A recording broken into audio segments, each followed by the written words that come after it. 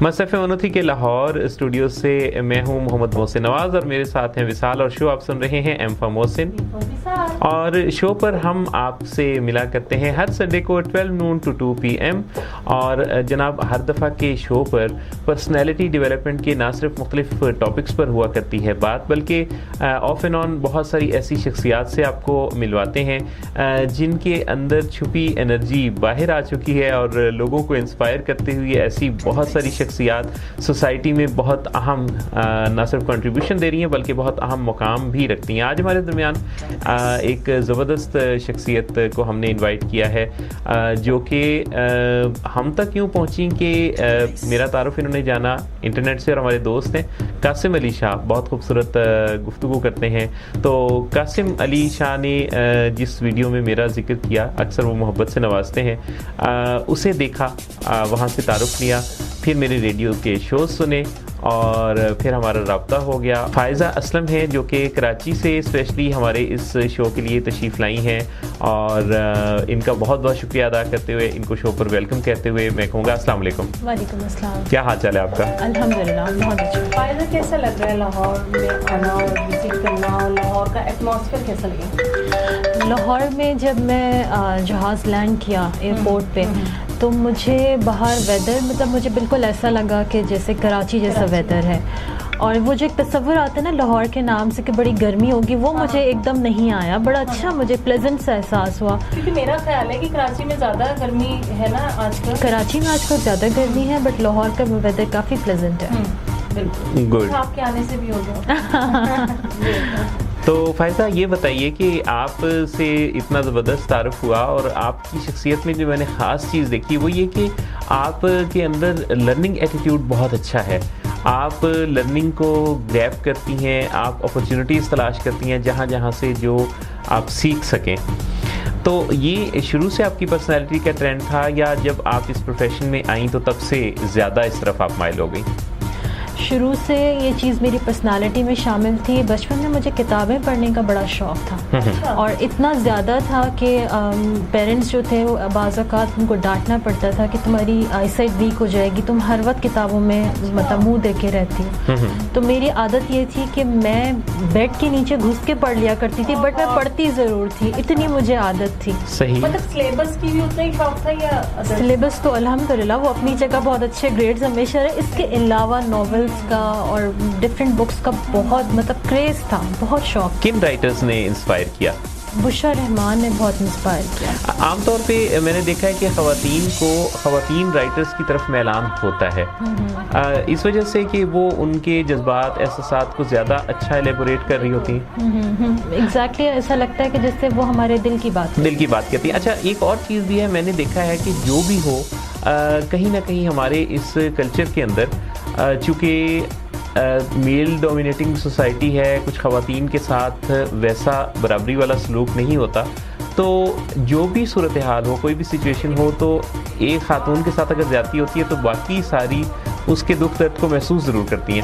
آپ کا خیال ہے ساری خواتین کھڑی ہو جاتی ہیں؟ اب یہ میں اس وجہ سے بات کر رہا ہوں کہ جیسے ریسنٹلی قندیل بلوچ والا جو واقعہ تھا، بے شک لاکھ ان سے خواتین اختلاف، ان کے انداز، طور طریقے، یعنی ایون میں نے دیکھا کہ بہت جو مذہبی قسم کے خیالات رکھنے والی خواتین ہیں، انہوں نے بھی کہا کہ وہ ان کی غلطیاں، ان کی باتیں جن سے ہمیں اختلاف ہے وہ ایک طرف، لیکن یہ زیادتی ہے، اس طرح کسی کی جان لے لینا جو کہ ہیومن رائٹس کے خلاف بھی ہے، مذہب کے احکامات بھی ظاہر ہے کہ انسانوں کو احترام سکھاتے ہیں۔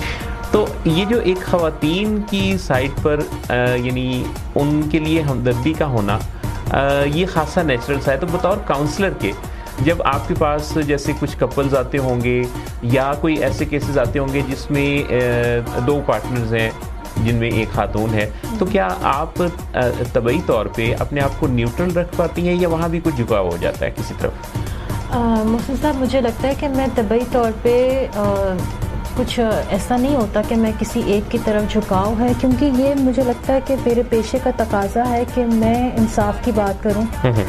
جس کی زیادتی ہے، آیا وہ ہسبینڈ کی طرف سے ہے یا وائف کی طرف سے ہے، تو اسی کے حوالے سے نیوٹرل انداز میں بات کی جائے، کیونکہ ہمارا کام ہے مسئلہ حل کرنا اور مسئلے کی جڑ کو دیکھنا کہ مسئلہ آ کہاں سے رہا ہے. تو جب وہ مسئلہ ہمیں پتہ لگ جاتا ہے تو پھر ہمارے لیے اس سولوشن کو تلاش کرنا، وہ سولوشن دینا ہمارے لیے آسان ہے. لیکن جڑ کی آپ نے بات کی ہے، تو جڑ میں چھپا جو بیج ہے وہ پودا بن کے اٹھتا تو تب ہے جب اسے پانی بھی ملے، روشنی بھی ملے، اسے ہوا بھی ملے، سب کچھ ملے. تو اس کا مطلب ہے کہ ایک مسئلہ بنتے بنتے بنتا ہے.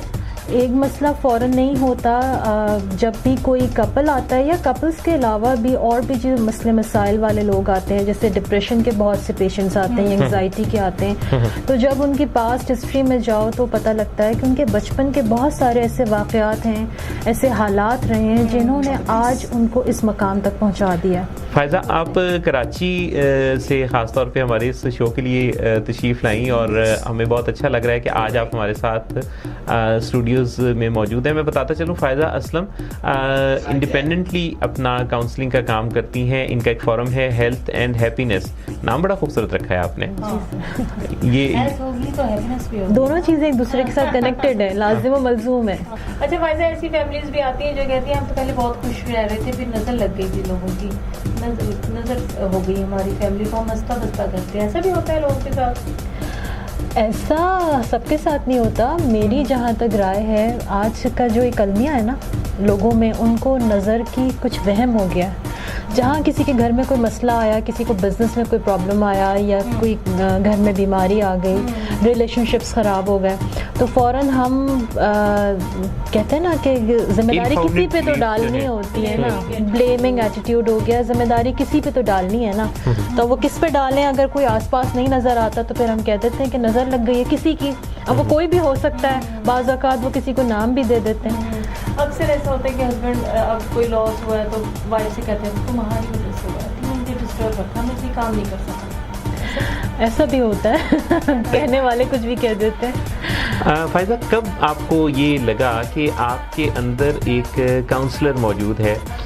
میں لسنرز کو یہ بتاؤں گا کہ یہ اپنے علاقے کی کاؤنسلر نہیں ہے بلکہ یہ دلوں کی کاؤنسلر ہیں. اور فائزہ جو ہیں وہ کراچی میں اپنا ہیلتھ اینڈ ہیپینس کے نام سے ان کا فورم ہے، جہاں یہ لوگوں کو کاؤنسلنگ دیتی ہیں، لائف مینجمنٹ سکھاتی ہیں. جی جی کب ایسا لگا کہ آپ کاؤنسلنگ دے سکتی ہیں؟ آپ کے اندر ایسا پوٹینشیل موجود ہے کہ جو لوگوں کے اندر چینج لا سکتا ہے؟ محسن صاحب، مجھے لگتا ہے کہ میرے اندر تو یہ جرمز جو ہیں وہ بچپن سے تھے، اور بچپن سے ایک ہوتا ہے نا کہ بات کرنے کا، سکھانے کا، سرو کرنے کا، کام آنے کا شوق ہوتا ہے. وہ چیز بچپن سے اندر تھی. پھر وہ آہستہ آہستہ وہ حالات کے حساب سے مولڈ ہوتی جاتی ہے چیزیں. جیسے حالات ہوتے ہیں ویسے آپ اس انوائرمنٹ میں سرو کرنے لگتے ہیں. آپ کے اندر ٹیلنٹ ہوتا ہے وہ بھی نکلنے لگتا ہے، تھوڑا نکلنے لگتا ہے. نصیحت والا اسٹائل تھا آپ کا بچپن سے؟ ایسے مشورے دینے بیٹھ جاتی؟ مشورے دینے بیٹھ نہیں جاتی تھی، لیکن اچھا لگتا تھا. اگر کوئی مانگتا تھا تو اپنے لیے فخر کی بات لگتی تھی کہ کسی نے سنسیئرلی، کہ اگر کوئی چاہتا ہے مجھ سے کچھ سیکھنا چاہتا ہے. تو اب جیسے اسکول کے زمانے میں بڑا شوق ہوتا تھا کہ کسی کا کوئی ایبسنٹ تھا تو کسی کا کام کر کے دے دیا. اب وہ بعض اوقات اب آج سوچو تو یہ لگتا ہے کہ ایک مطلب کچھ اسٹوپڈ سی بات اپنے اینڈ پہ لگتی ہے کہ اچھا ایسا بھی کیا ہوا ہے، کبھی پیچھے مڑ کے دیکھو تو. یا کوئی نہیں آیا تو اس کی رول کال لگوا دی. ایگزیکٹلی ایسے چھوٹے موٹے کام کر لیا کرتے تھے. تو آپ کو یہ پھر تھوڑا بہت اندازہ ہونے لگا کہ آپ ایسا پوٹینشیل رکھتی ہیں جس کے ذریعے آپ لوگوں کو مشورہ دے سکتی ہیں، اور مشورہ بھی وہ جس کی انہیں ضرورت ہے، اور جسے اگر وہ اپنا لوگ مشورہ مان لیتے ہیں، ایزیلی مان لیتے ہیں. مجھے لگتا ہے کہ جب لوگ کاؤنسلر کے پاس آتے ہیں تو کاؤنسلر کا مشورہ پھر بھی مان لیتے ہیں. اب جب وہی مشورہ کوئی اپنا ریلیٹیو دے رہا ہوتا ہے، امیڈیٹ فیملی کا، والدین بھی ہو سکتے ہیں، ہسبینڈ بھی، وائف بھی ہو سکتی ہے، بچے ہو سکتے ہیں، بہن بھائی، ان کا مشورہ برا لگ رہا ہوتا ہے. وہ بندہ یہ کہہ رہا ہوتا ہے، یہ کہہ کے چپ کرا دیتا ہے کہ جی ہمیں اپنے حالات بتائیں، یہ آپ ہمارے حالات نہیں جانتے. جی ایکچولی جب بات کر رہے ہوتے ہیں نا، جب مشورہ، جب فیملی میں جب اس طریقے سے آپس میں باہم مشورہ ہو رہا ہوتا ہے تو اس میں جو ایک ڈرا بیک بیک آتا ہے وہ یہ آتا ہے کہ ہم مشورہ دینے والا بھی بعض اوقات سامنے والے کو اس کی غلطیوں کی نگاہ سے اس کو دیکھ رہا ہوتا ہے, یہاں نیوٹرل نہیں رہ پاتا, ججمنٹل ہو جاتا ہے. جبکہ کاؤنسلنگ کا ایک بیسک رول یہ ہے کہ آپ نے ججمنٹل نہیں ہونا ہوتا اپنے کاؤنسلنگ کے ساتھ. صحیح. تو اپنی باقاعدہ کاؤنسلنگ کی ٹریننگز بھی لیں, آپ تھوڑا بتائیں گی کہ کیسے یہ سفر آگے بڑھا؟ اس سفر کو بڑھانے میں میرے ایک استاد کا بہت بڑا ہاتھ ہے. اچھا. جو کہ ایک سائیکیٹرسٹ ہیں, کراچی کے ہوتے ہیں, ڈاکٹر صابر. ان کے ساتھ میرا ایک بڑا انٹریکشن رہا, تو انہوں نے مجھے یہ چیز باور کرائی کہ تمہارے اندر یہ صلاحیت ہے اور تم یہ کام کر سکتی ہو. تو ان کے کہنے سے, اور پھر جب میں نے خود بیٹھ کے ٹٹولا اپنے آپ کو اور اپنے آپ سے بات کی اور اپنے اندر کہ میرے اندر کیا پیشن ہے, مجھے کیا چیز اچھی لگتی ہے, اگر میں کسی کو کچھ سکھاؤں تو میں سکھا سکتی ہوں, یہ مجھے اندازہ ہوا کرتے کرتے. بس وہ اسٹارٹنگ پوائنٹ تھا میرا, اور اس کے بعد پھر جب میں نے کرنا شروع کیا تو پھر میں آگے بڑھتی چلی گئی, پھر مجھے کوئی چیز روک نہیں سکتی. تو اس میں آپ نے مختلف کورسز کیے ہوں گے, ٹریننگز لی ہوں گی؟ میں نے ڈفرینٹ یونیورسٹیز سے ڈفرینٹ کورسز کیے کاؤنسلنگ اور سائیکالوجی پہ. ٹھیک. تو اس کے ساتھ ساتھ میری اپنی انٹرنشپ بھی, پھر میں نے ایک سائیکیٹرسٹ کے انڈر میں کام کیا, تو اس طرح سے میری ٹریننگ چلتی ہے. Right. Person to person publicity ہوئی, کوئی باقاعدہ آپ نے اس پہ کوئی کام کیا؟ مجھے لگتا ہے کہ کاؤنسلنگ کے لیے ہر شخص ہر کسی کے پاس نہیں چلا جاتا, یہ بیسکلی ریفرنس سے ہوتا ہے, ورڈ آف ماؤتھ, یہ اس کے اوپر زیادہ کام کرتا ہے. بالکل صحیح. تو یہ فائزہ مجھے بتائیے گا کہ آپ کو کیا لگتا ہے کہ پاکستان میں ایک جو کاؤنسلر ہے اس کا کتنا اسکوپ ہے, اور کیا اس کام کی ڈیمانڈ بڑھ رہی ہے؟ یہ بات میں اس لیے پوچھ رہا ہوں کہ بہت ساری خواتین اس وقت آپ کو ایک رول ماڈل کے طور پہ سن رہی ہوں گی. جی. تو پاکستان میں اس کا اسکوپ آپ کہاں دیکھتی ہیں, کیسا دیکھتی ہیں, فیوچر کیسا دیکھتی ہیں اس کام کا؟ وقت کے ساتھ بہت تبدیلی آئی ہے ہمارے انوائرمنٹ میں, ہمارے معاشرے میں, ہمارے لوگوں کی سوچ میں. صحیح. بہت خوشی ہوتی ہے. اگر آپ ویسٹ کی طرف دیکھیں تو وہاں پہ ہر فیملی کا ایک فیملی کاؤنسلر ہوتا ہے, لیکن ہمارا المیہ یہ ہے کہ میجورٹی, اگر میں بات کروں خواتین ہی کی میں بات کرتی ہوں اگر, تو وہ بیسکلی ان کو لگتا ہے کہ اگر ان کو کوئی پرابلم آتی ہے تو وہ اپنی والدہ محترمہ کو فون کر کے اسی وقت رو دھو کے بات ختم کر لیتے ہیں. صحیح. تو مجھے لگتا ہے کہ اگر وہ پروفیشنل ہیلپ لیں گی تو ان کے مسائل حل ہوں گے. کسی کو بتا دینے سے تو صرف آپ کا کتھارسس ہوتا ہے. کتھارسس بے شک ایک بہت بیسک ایلیمنٹ ہے کاؤنسلنگ کا, وہ بھی ہونا چاہیے, بٹ دا تھنگ از کہ اس کے ساتھ ساتھ آپ کو سولوشن بھی ملنا چاہیے.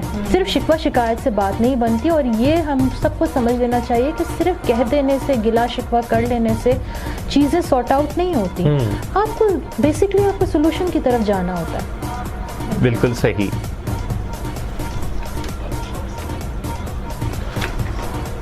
کال بھی آ رہی ہے, کال بھی آ رہی ہے. علی ریکارڈنگ سٹارٹ ہے؟ جی.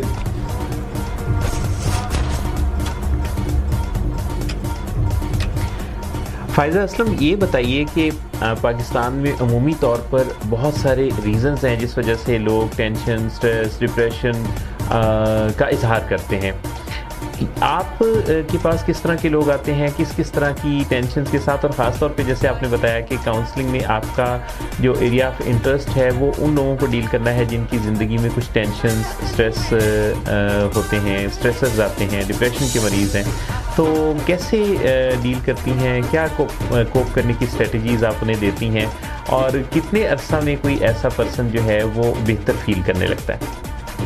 میرے پاس آنے والی زیادہ تر ہاؤس وائف خواتین ہوتی ہیں. اچھا. اور ان کا جو مجھے لگتا ہے کہ بیسک مسئلہ ہے نا, وہ فرصت ہے. ان کی کہنے کو تو یہ خواتین کہتی ہیں کہ ہم صبح سے شام تک گھر کے کام بے شک کرتی ہیں, لیکن مجھے پھر بھی یہ محسوس ہوتا ہے کہ کام کتنے کر لیتا ہے انسان, ایک کوئی بھی کام انسان, اس کے بعد پھر کچھ نہ کچھ تو فراغت ہوتی ہے, اور اس فراغت کو کسی پروڈکٹیو کا چیز میں لگانے کے بجائے اس ٹائم کو اگر ہم ادھر ادھر گاسپنگ اور فضولیات میں لگاتے ہیں تو نیچرلی ایک بات ہے کہ جو فضول گفتگو ہوتی ہے وہ ایک انسان کے اندر گلٹ پیدا کرتی ہے, وہ ایک انسان کو ایٹ ٹائم اسٹریس بھی دیتی ہے. تو یہ چیز مجھے لگتا ہے کہ اگر خواتین اپنی لائف میں کوئی نہ کوئی پروڈکٹیو ایکٹیویٹی کا شامل کر لیں تو مجھے لگتا ہے کہ ان کے لیے کافی اس چیز کو، اسٹریس کو، ڈپریشن کو کوپ اپ کرنا ان کے لیے آسان ہو جائے. کیا مینجمنٹ ایسی ہو جائے کہ بالکل ایسا کچھ خرافات سوچنے پر آئی نہیں. اچھا، کیا آ کے بتاتی ہیں کہ جی میں آئی ہوں، میں مسز فلاں فلاں ہوں، تو مجھے ٹینشن ہے، تو آپ جب پروب کرتی ہیں تو مسئلہ کس طرح کا، کیا پریزنٹنگ کمپلینٹس کیا ہوتی ہیں ان کی؟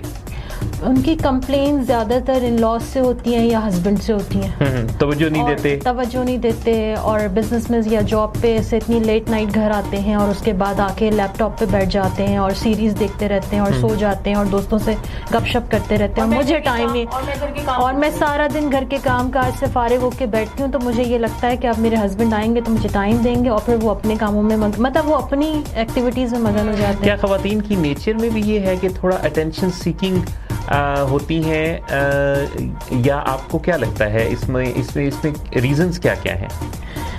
کچھ خواتین اٹینشن سیکر ہوتی ہیں، لیکن میں سب کے لیے یہ الفاظ استعمال نہیں کروں گی، سننے والی بہت سی خواتین کا ایسا نہ ہو کہ دل ٹوٹ جائے. صحیح. کچھ خواتین مجھے لگتا ہے کہ شاید اس میں ان کا کچھ بیک گراؤنڈ بھی ہوتا ہے. اگر ان کو کبھی فیملی لائف میں اٹینشن نہ ملی ہو تو جب وہ اپنی میرٹل لائف میں داخل ہوتی ہیں تو اس وقت وہ کہیں تو اٹینشن لیتی ہیں نا، اس وقت وہ اٹینشن سیکر بن چکی ہوتی ہیں. اس وقت بس ان کو لگتا ہے کہ ان کو دیکھا جائے اور ان کے آگے پیچھے ان کا ہسبینڈ جو ہے وہ گھومتا رہے. اس کی وجہ سے باپ سے وہ توجہ نہیں ملی ہوتی ہے، گھر میں بس یہ ہوتا ہے کہ اگلے گھر جا کے انجوائے کرنا. لیکن مجھے ایسا لگتا ہے کہ اس کی وجہ ایک یہ بھی ہے کہ جیسے خواتین بائی نیچر تعریف پسند کرتی ہیں، جب کوئی کچھ بھی پسند کرتا ہو تو اسے وہی ملتا ہے. مثلا آپ کے پاس اگر جو چیز سب سے زیادہ دیکھی جائے گی تو جو آپ کو گفٹ دے گا وہ اس سے ملتا جلتا یا وہی گفٹ دے گا. تو خواتین کے مزاج میں چونکہ تعریف پسندی ہے تو انہیں تعریفیں سن کے، جیسے آج کل آپ دیکھیں کہ 9, 10, 11 سال کی بچی بھی لباس پہنتے ہوئے، شوز پہنتے ہوئے، بال بناتے ہوئے بار بار شیشہ دیکھنا یا پوچھنا کسی کو کہ میں ٹھیک تیار ہوئی ہوں، اور اس کے جواب میں پیرنٹس کا یا گھر والوں کا یا فرینڈس کا حوصلہ افزائی کے لیے کہہ دینا یا پریز کرنا، اور یہ روٹین کا روزانہ ہونا. اچھا، اب یہ چیز بنتے جب آپ سمجھ لیجیے کہ 15 سال 20 سال گزر گئے اور روزانہ ایک لمحے پر ایسا ہوا کہ آپ نے کچھ پریزنگ حاصل کرنا چاہیے اور دوسرے نے دی، تو آپ کا ایک مائنڈ سیٹ یہ بن گیا کہ آپ تعریف ڈیپینڈنٹ ہیں. اچھا، دین یہ ہوا کہ شادی کے بعد ظاہر ہے کہ ایک سسٹم ذرا مختلف ہوتا ہے، گو کہ اپوزٹ جینڈر کے ساتھ آپ کا ایک ریلیشن شپ، ایک محبت والا رشتہ، سب کچھ وہاں سے بھی تعریفیں ملتی ہیں، اپوزٹ جینڈر سے بھی تعریفیں مل رہی ہوتی ہیں. لیکن جب ہسبینڈ کے روپ میں وہ میل آپ کی لائف میں شامل ہوتا ہے تو ظاہر ہے اس کی اپنی کچھ پرائیورٹیز بھی ہو سکتی ہیں. وہ ہسبینڈ دن رات بیٹھ کے تعریف نہیں کر سکتا. اچھا، اب اس کے پیچھے جو یہ ریزن، اچھا اب فرض کریں کہ اس طرح کا کیس آ گیا آپ کے پاس، اب آپ انہیں کیا سکھائیں گی کہ جس سے وہ کچھ بدل جائیں اور اطمینان قلب پائیں؟ ایکچولی مجھے یہ لگتا ہے کہ جب وہ ان کو ہر وقت تعریف چاہیے تو اس تعریف کے پیچھے ان کی انٹینشن کیا ہے. کہیں ایسا تو نہیں کہ وہ کسی لو سیلف اسٹیم کا شکار ہے، ایک یہ بھی پرابلم ہوتا ہے. تو اس کی وجہ سے انسان ہر وقت جو ہے وہ جب تک دوسرا اس کو اپروو نہ کر دے، انسان خود کو اپرووڈ سمجھتا نہیں ہے. صحیح، یہ بھی ایک بہت بڑا ریزن ہوتا ہے. آپ نے بڑی خوبصورت بات کہی ہے کہ ہم پتہ نہیں کیوں اپنی کسی بھی چیز کے لیے دوسروں سے اپروول چاہ رہے ہوتے ہیں، اور یہ جو لو سیلف اسٹیم کی ایک شکل ہے یہ اتنی زیادہ عام ہے. یعنی سم ٹائمز تو ہمارا کانفیڈنس اتنا ہم کھو دیتے ہیں کہ ہمیں اندازہ ہی نہیں ہوتا کہ ہم جو چیز پسند کر رہے ہیں یا ناپسند کر رہے ہیں وہ ٹھیک ہے بھی یا نہیں. اور اس حد تک ہوتا ہے کہ ہم ایک قدم نہیں چل سکتے، اور اگر کچھ لوگ ایک قدم اٹھاتے ہیں اور ان کو کوئی یہ کہہ دے کہ تمہارا یہ کام کچھ صحیح زاویے میں محسوس نہیں ہوتا تو وہ وہیں ہمت چھوڑ کے بیٹھ جاتے ہیں. شاپ کیپرز کو آپ دیکھیے کہ وہاں جب جاتی ہیں خواتین خریداری کے لیے تو ان کے 80% فیصلے ان شاپ کیپرز کے دیے ہوئے مشوروں کے مطابق ہوتے ہیں. یہ تو ان کا ایک مارکیٹنگ سٹائل ہوتا ہے، بیچنے کا ایک گر ہوتا ہے جو شاپ کیپر کا بھی اپنا ہوتا ہے. لیکن وہ خواتین میں نے خود اپنی آنکھوں سے دیکھا، نگاہوں سے دیکھا کہ میرے ساتھ ایک خاتون کھڑی ہوئی تھی تو ان کو شاپ کیپر نے کہا کہ بہن آپ میری چھوٹی بہن ہیں تو آپ کے اوپر یہ جوڑا اتنا خوبصورت لگے گا، اور لٹرلی اس نے 2-3 دفعہ یہ بات کہی اور ان خاتون نے اسی وقت وہ جوڑا خرید لیا. جبکہ اس سے پہلے وہ جوڑا وہ خریدنے والی نہیں تھی. تو یہ بھی گر ہے, بیچنے کا گر ہے. لیکن یہ جو جوڑنے کی بات آپ کری وہ تو جوڑا بیچتے تھے, لیکن آپ دلوں کو جوڑ دیتی ہیں. تو یہ آپ کیسے پھر جوڑتی ہیں؟ وہ جو ٹوٹے ہوئے دل والا یا والی آپ کے پاس آتی ہیں اور آپ کے کہتی ہیں کہ مجھے ان لاز سے پرابلم ہے, مجھے ہسبینڈ سے پرابلم ہے, وہ توجہ نہیں دیتے, بات نہیں سنتے, تو پھر آپ انہیں حوصلہ تسلی دے دیتی ہیں یا کچھ ایسی سکلز سکھاتی ہیں جن کی مدد سے وہ آئندہ ایسا فیل نہیں کرتی یا کرنا کم کر دیتی ہیں؟ پہلی بات تو ایک حوصلہ, پہلے تو ان کی بات سننا, ان کو ایکسیپٹ کرنا the way they are, یہ سب سے ایک بڑا امپورٹنٹ فیکٹر ہوتا ہے اس کے اندر. اس کے بعد پھر ان کو ایکچولی یہ ریئلائز کروانا کہ تبدیلی کی ضرورت آپ کو ہے, نہ کہ آپ کے ساتھ رہنے والے شخص کو. اور یہ تو نہیں کہتی کہ تبدیلی آ گئی ہے, آج سے ہی آ گئی ہے. ان کو یہ چیز ایبزارب کرنے میں تھوڑی مشکل ہوتی ہے کہ ہمیں تبدیل ہونا ہے, سب کام ہمیں کرنا ہے, دوسرا کچھ نہیں کرے گا. یہ بھی بڑا ہے, میں ہی قربانی. اچھا, تو اس پہ آپ یہ تو نہیں کہتی کہ اس پہ آپ اس شاپ کیپر کی طرح یہ تو نہیں کہتی کہ اصل میں آپ یہ کر سکتی ہیں, اس لیے آپ کو یہ میں کہہ رہی ہوں. اصل میں ان کو یہ ہمت دی جاتی ہے کہ آپ ہی سب کچھ کر سکتی ہیں اور کرنا. اور ایکچولی جو میرٹل لائف ہوتی ہے اس میں جھکنا بیوی کو ہی پڑتا ہے, اس میں کمپرومائز شاید وہ اپنے پارٹ پہ جتنا زیادہ کرتی ہے اتنی میرٹل لائف مضبوط ہوتی ہے. یہ ویسے آپ کی جو بات ہے نا, یہ پورے ملک میں تہلکہ مچا دے گی کہ آپ یہ کہہ رہی ہیں کہ میرٹل لائف میں کمپرومائزز کے لیے عورت کو ہی جھکنا پڑے گا. یہ کہ ہم جس معاشرے کا محسن صاحب حصہ ہے, یہاں پہ عورت ہی کو جھکنا پڑتا ہے, ڈیمانڈ بھی اسی سے کی جاتی ہے. اور اگر ہم یہی ویسٹ کے آپ معاشرے کو دیکھیں تو وہاں دونوں سے ڈیمانڈ کی جا رہی ہوتی ہے, وہ بھی جھکتا ہے, وہ بھی جھکتی ہے. فائزہ اسلم, آپ یہ بتائیے گا کہ جب کوئی ٹینشن اور سٹریس کے بارے میں آپ کے پاس مشورے کے لیے آتا ہے تو اس میں ظاہر ہے آپ مختلف اسٹریٹجیز دیتی ہوں گی اور ان کو بتاتی ہوں گی, تو کیا میڈیٹیشن کا بھی اس میں کوئی رول بنتا ہے آپ کی نظر میں؟ میڈیٹیشن ایک بہت بڑا رول دیتی ہے آپ کی لائف میں اسٹریس مینجمنٹ کے حوالے سے. میڈیٹیشن کو ایلیبوریٹ کریں گی کہ میڈیٹیشن ہوتی کیا ہے, آپ کے نزدیک اس کی کیا ڈیفینیشن ہے؟ میڈیٹیشن خود کو سوچوں سے آزاد کرنے کا نام ہے. کیسے کیا جائے؟ جسٹ سٹ اور اپنے آپ کو ڈھیلا چھوڑ دینا. اچھا, ایک مسکنسیپشن ہے میڈیٹیشن کے حوالے سے کہ آپ کے ذہن میں اس وقت کوئی سوچ نہ آئے. تو ایسا کیسے ہو سکتا ہے کہ ایک دماغ ہے جس کے اندر پورے دن میں 60,000 سوچیں آتی ہیں, تو کیا اس 1, 5, 10 منٹ, آدھے گھنٹے کے لیے جس میں دورانیے کے لیے آپ میڈیٹیشن میں موجود ہیں, اس دوران آپ کے ذہن میں کوئی سوچ نہ آئے؟ حل کیا ہے؟ حل یہ ہے کہ اس وقت سوچ آئے اور اس کو جانے دیں, اس کو جانے دیں, اس کو ریسٹرکٹ نہ کریں, اس کو یہ نہ سوچیں کہ مجھے ہائی یہ سوچ کیوں آ گئی اور ایسے کیوں ہو گیا. آپ یہ کہنا چاہتی ہیں کہ اگر یہ آتی ہے اور جاتی ہے, یعنی آپ جس کو بھیجنا چاہتے ہیں اس کو تو آپ فورس استعمال کر رہے ہوتے ہیں, تو فورسفلی کسی چیز کو روکا نہیں جا سکتا بلکہ وہ اور زیادہ نمایاں ہو جاتی ہے, ٹھہر جاتی ہے. کیونکہ یہ بھی تو ایسا ہے نا کہ جس طرف آپ توجہ دیتے ہیں, مثلا میں یہ سوچتا ہوں کہ مجھے نیلے رنگ کے بارے میں نہیں سوچنا, تو سب سے پہلا خیال تو مجھے نیلے رنگ کا ہی آئے گا. فائدہ نیلے کپڑے پہنے تو اس سے آئے گا, یہ بھی وجہ ہو سکتی ہے. لیکن اگر میں یہ سوچوں میں نے یہ اس کے بارے میں نہیں سوچنا, کسی بھی فرد کے بارے میں, تو شاید مجھے اس فرد کا اور زیادہ خیال آئے. اس کی وجہ یہ ہے کہ برین نو کو رجسٹر نہیں کرتا, اور جب ہم یہ کہتے ہیں کہ مجھے یہ نہیں کرنا تو پہلا تو پھر اس بارے میں کرنے کا ہی خیال آتا ہے. اسی لیے تو کہا جاتا ہے نا کہ بچوں سے یہ نہ کہیں کہ یہ نہیں کرنا, شور نہ کریں. شور نہ کریں تو بچہ اتنا ہی شور کر کے دکھاتا ہے. بچے سے یہ کہا جائے کہ اس چیز کو ہاتھ نہ لگانا تو بچہ اسی چیز کو ہاتھ لگاتا ہے. تو پھر بچے کو کہا جائے کہ خاموش رہیں اور اس چیز کا ذکر نہ کیا جائے.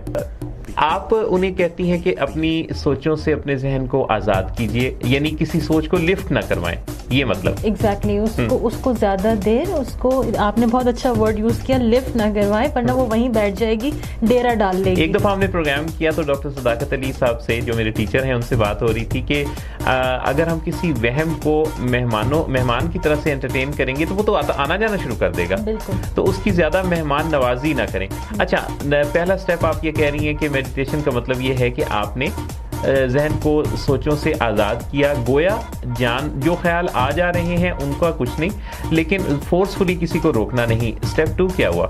اسٹیپ 2 یہ کہ جسٹ کلوز یور آئیز. اور آج سب کے پاس اینڈرائڈ فونز ہوتے ہیں تو اس پہ ریلیکسیشن میوزک اگر لگا لیں گے ہینڈ فری کے ساتھ تو پھر وہ ایک کنسنٹریشن آسان ہو جاتی ہے اور میڈیٹیشن موڈ میں آنا آسان ہو جاتا ہے. اچھا, اس کے بعد جسٹ سٹ اینڈ اب وہ ریلیکسیشن میوزک سنیں اور جسٹ ریلیکس.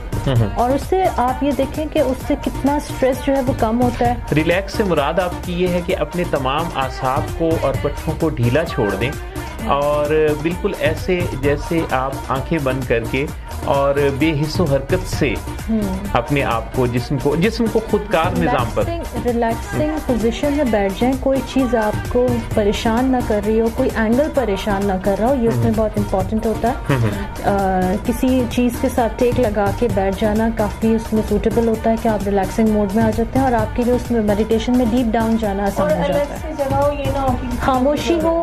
دیکھیں آنکھیں بند کرنے کا مطلب کیا ہوتا ہے کہ آپ اپنے اطراف سے آپ نے ہر چیز کو شٹ ڈاؤن کر دیا, آپ نے کٹ آف ہو گئے آپ ہر چیز سے. تو آنکھیں بند کرنے کا مقصد یہی ہے کہ بس اب آپ ہر چیز سے کٹ گئے اور اب آپ اپنی ذات کے ساتھ وابستہ ہیں. پھر آپ یہ تو نہیں سوچتے کہ کٹ کی گئی جدائی بھی, یعنی وہ جو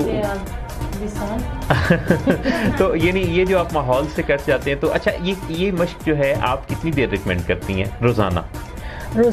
یہ سٹارٹنگ میں تو کوئی بھی کرنے والا 5 سے 10 منٹ سے شروع کرے. اس سے زیادہ وہ کر بھی نہیں سکے گا. اور پھر کرنے والے اس کو گھنٹہ بھی کرتے ہیں. ویسے ہمارے ایک جاننے والے وہ یہی مشق کر رہے ہیں پچھلے 7-8 سال سے, اس سے نکلے ہی نہیں. میانی صاحب میں مدفون ہے. کافی زیادہ ہو گئی ہے. فائزہ اسلم جہان لاہور سے ہمیں انہوں نے ابھی کال پر 2 آپ کے لیے کویسچنز دیے. ایک تو یہ کہ جب آپ کسی کو کوئی کاؤنسلنگ کے لیے آپ کے پاس آتا ہے تو آپ جب اسے ایسی سجیشنز دیتی ہیں کہ خواتین کو ہی سمجھوتا کرنا پڑتا ہے, معاملات کو ان کو کمپرومائز کرنا پڑتا ہے, زیادہ تر کمپرومائز خواتین ہی کرتی ہیں, تو اس طرح تو آپ انہیں زیادہ سبمسو بنا دیتی ہوں گی, یا اس سے مسئلہ حل نہیں ہوتا ہوگا, یہ ریزرویشن ہے جہان کی. تو پہلے اس کا جواب دے دیجئے, پھر دوسرے سوال کا ہم جواب دیتے ہیں. آپ نے جہان نے یہ بات بالکل ٹھیک کہی کہ صرف اس بات سے مسئلہ حل نہیں ہو جاتا. ہمیں ایک فیملی کاؤنسلنگ ایک سیشن ایسا بھی رکھنا پڑتا ہے کہ جس میں ہم ادر ممبر سے بھی ملاقات کرتے ہیں جس ممبر کے ساتھ ان خاتون کا مسئلہ چل رہا ہوتا ہے. اگر وہ ادر دین دیٹ ہسبینڈ کے علاوہ کوئی اور ہوتے ہیں تو ان کو تو آنا لانا ان کو تو ذرا مشکل ہو جاتا ہے. ساس کو تو نہیں لا سکتے نا ہم کاؤنسلنگ سیشن میں کہ آپ پھر یہ کر سکتے ہیں کہ ہسبینڈ کے ساتھ ایک الگ کاؤنسلنگ سیشن ہوتا ہے اور وائف کے ساتھ ایک الگ کاؤنسلنگ سیشن ہوتا ہے. اس میں اگر جہاں پہ جو بھی جس حد تک بھی جو جھک سکتا ہے یا جو دوسرے کی بات رکھ سکتا ہے ہم اس کو اس چیز کے لیے تیار کرتے ہیں, اس کو اس پہ کنونس کرتے ہیں. فائزہ مجھے آپ کی بات سے یہ انڈرسٹینڈنگ ہوئی, آئی گیس آپ اس سے متفق ہوں گی, کہ اگر ہم نے کسی کو تھوڑا ریسیپٹیو بنانا ہے بات کے لیے, انڈرسٹینڈنگ اس سے لینی ہے, تو کچھ تو اس کو کام اور کول کرنا ہوگا پہلے تاکہ وہ بات سننے کے قابل ہو جائے. آنے والا جو کاؤنسلر کے پاس آ رہا ہے اس کا بیسک سب سے پہلا مسئلہ تو یہ ہوتا ہے ایکسیپٹنس کا, کہ اس کے مسئلے کو ایکسیپٹ کیا جائے, جس کنڈیشن میں وہ موجود ہے, جس تکلیف میں وہ موجود ہے اس کو ایکسیپٹ کیا جائے. جب اس کو یہ ایکسیپٹنس ملتی ہے تو اسی وقت اسی لمحے سے اس کے دل کو قرار آنا شروع ہو جاتا ہے, اور جب اس کے دل کو ٹھہراؤ ملتا ہے تو پھر اس کے لیے کسی بھی سجیشن کو لینا آسان. ہاں, یہ جو بات آپ نے کہی ہے میں اسی حوالے سے یہ یعنی کہ جیسے اگر ہم دوسروں کو جو کہ کسی نقصان سے گزرے ہیں وہ کسی کی توہین ہونے کی صورت میں, یعنی جو اس کی عزت کا نقصان ہوتا ہے وہ ہو یا کوئی مالی نقصان ہو, تو جب تک اس کو اس کے احساسات کو تھوڑا سہارا نہیں ملے گا تو تب اور وہ کمفرٹ میں بھی نہیں جائے گا. اچھا, دوسرا سوال جو جہان کا ہے وہ انہوں نے یہ کیا ہے کہ لوگ ہمارے ہاں عام طور پہ اب بھی کسی مشورہ دینے والے جو کاؤنسلر ہیں, سائیکالوجسٹ ہیں یا پروفیشنل ہیں ان کی طرف نہیں جاتے, اور ایک سٹگما ہے کہ یہ جو ایسے لوگ ان کے پاس جاتے ہیں یہ سائیکولوجیکلی فٹ نہیں ہوتے, انفٹ ہوتے. ایون میں نے دیکھا ہے, میں آج چونکہ آج کی جو پروگرام کی ہیرو ہیں بلکہ ہیروئن ہیں وہ ہیں فائزہ, تو ان سے ہی مشورے اور ان سے ہی باتیں چل رہی ہیں, اور اس میں میں چاہ رہا ہوں کہ ہم آسکنگ اینڈ پہ رہیں اور یہ جو ہے وہ جوابی طور پہ گفتگو کریں. بہت دفعہ ایسا دیکھا ہے کہ مختلف اداروں کے ساتھ وابستہ لوگ جو کہ ریناؤنڈ ایسی آرگنائزیشنز ہیں, تو ان کے ساتھ وابستہ لوگ جب کسی سائیکالوجسٹ سے رجوع کرتے ہیں تو وہ پہلی بات یہ کرتے ہیں کہ اچھا اگر ہمارے ادارے کا کوئی پرسن آپ کے پاس آئے تو اس کو پتہ نہ چلے, اچھا اگر آپ ہمیں سرٹیفکیٹ بنا کے دیں تو اس میں اس کا مینشن نہ کریں کہ ان کا کوئی ایسا سائیکولوجیکل ایشو ہے. گویا سوشلی ابھی اس چیز کو ایکسیپٹ ہی نہیں کیا جاتا کہ کسی کے ساتھ کوئی سائیکولوجیکل پرابلم ہو تو وہ لائف میں کچھ پرفارم بھی کر سکتا ہے. یہ جو چیز ہے اس کو ڈیل کرنے کے لیے آپ کیا سجیشن رکھتی ہیں؟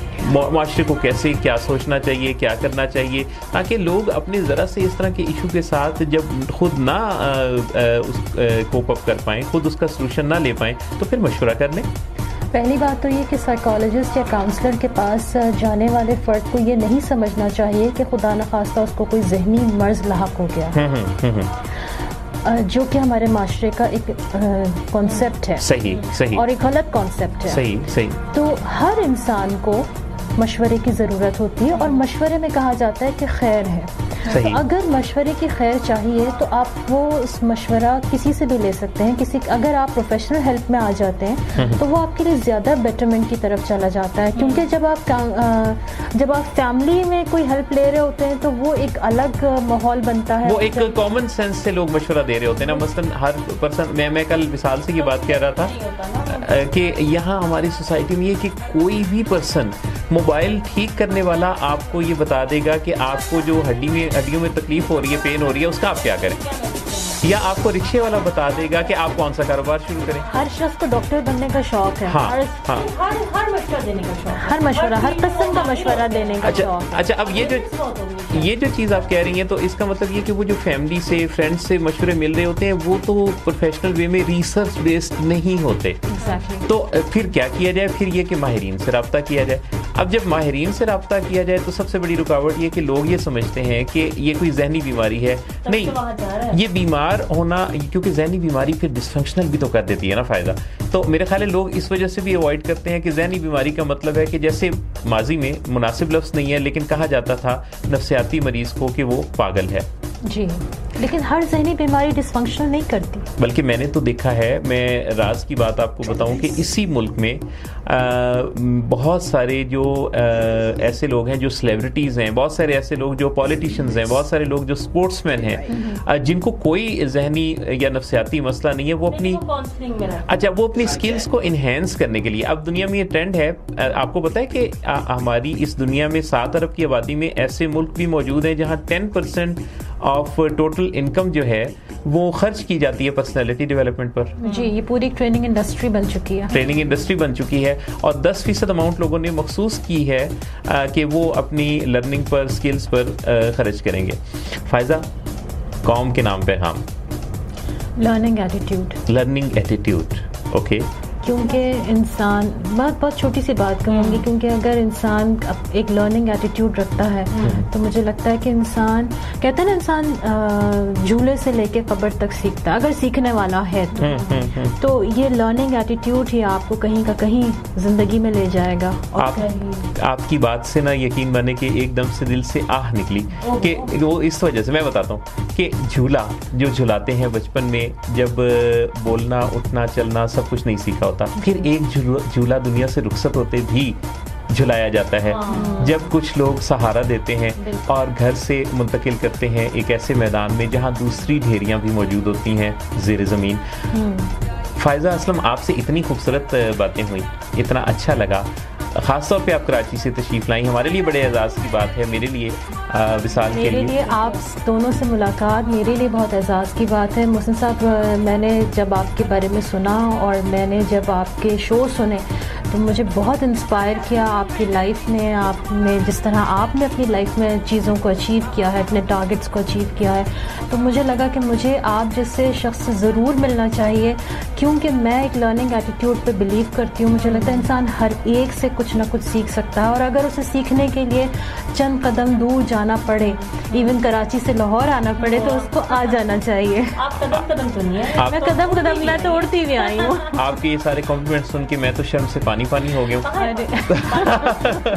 بہت بہت شکریہ آپ کا. خوش رہیے اور اللہ آپ کی زندگی میں بہت ساری خوشیاں آسانیاں دے, اور آپ جس محبت عزت سے تشریف لائیں موسیقی FM 103 کے لاہور اسٹوڈیوز ہم سے ملنے کے لیے, یہ ہمارے لیے بڑی ہی قدر افزائی ہے. بہت بہت شکریہ. انشاءاللہ آپ سے دوبارہ پھر ملاقات ہوگی. موسیقی FM 103 کے لاہور اسٹوڈیو سے محمد محسن نواز اور وصال اب آپ سے اجازت چاہتے ہیں. اپنا اور اپنے پیاروں کا بہت خیال رکھیے گا اور دعاؤں میں ہمیں شامل رکھیے گا. انشاءاللہ آپ سے ملیں گے اگلے سنڈے دوپہر 12 بجے. تب تک کے لیے اللہ حافظ.